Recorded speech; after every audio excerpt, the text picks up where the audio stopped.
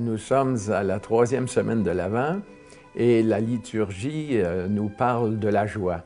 C'est le dimanche de la joie.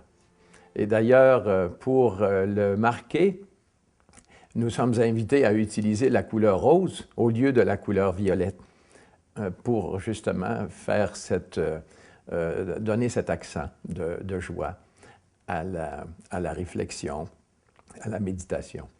Et puis, le prophète Sophonie, qui parle de l'annonce de la venue du Seigneur, eh bien, il nous en parle comme une fête.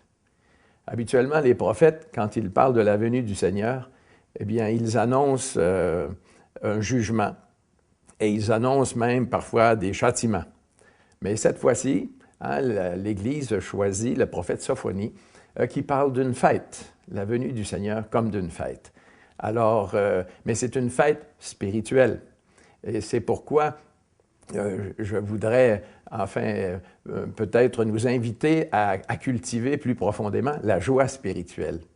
Ce n'est pas, par exemple, comme ce que j'ai vécu la semaine dernière, qui était merveilleux, c'est-à-dire j'ai regardé la partie du Canadien avec les Bruins pour la partie du centenaire et nous avons gagné. C'était une partie magnifique, c'était un vrai plaisir.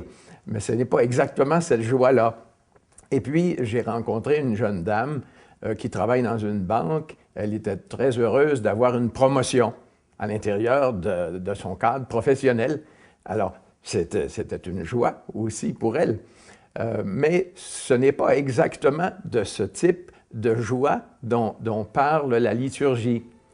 Parce que la liturgie nous parle surtout de la joie spirituelle, c'est-à-dire d'une joie qui concerne notre relation avec Dieu, notre relation personnelle avec Dieu et aussi ecclésiale avec lui.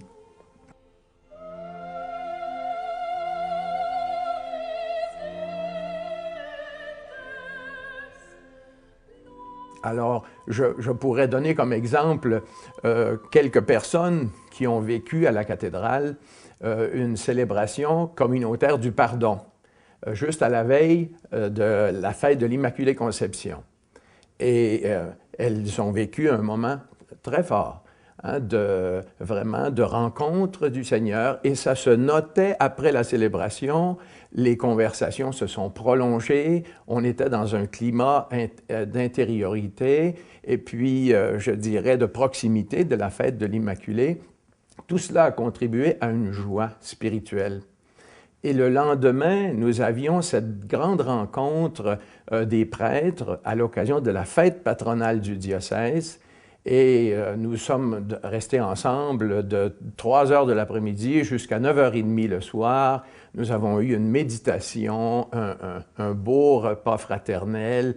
Ensuite, la concélébration de la fête de l'Immaculée. C'était un moment extraordinaire de la vie diocésaine, rempli de la présence de Dieu, de la fraternité entre les prêtres, de la participation aussi du peuple de Dieu. Et c'est ce que j'appelle une joie spirituelle profonde.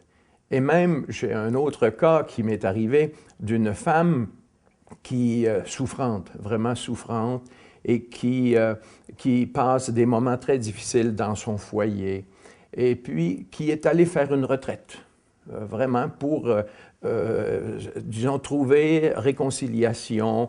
Et puis, elle m'a dit qu'à travers l'expérience du sacrement, eh bien, elle a connu le repos dans l'esprit. C'est l'expression qu'elle a employée, qui est un moment de paix profonde, à la suite d'une tension très forte intérieure, mais aussi d'une libération de ses fautes ou de culpabilité dont elle n'est peut-être pas toujours responsable. Alors, elle m'a communiqué que pour elle, c'était un nouveau commencement dans sa vie. Alors, ça, c'est la joie spirituelle.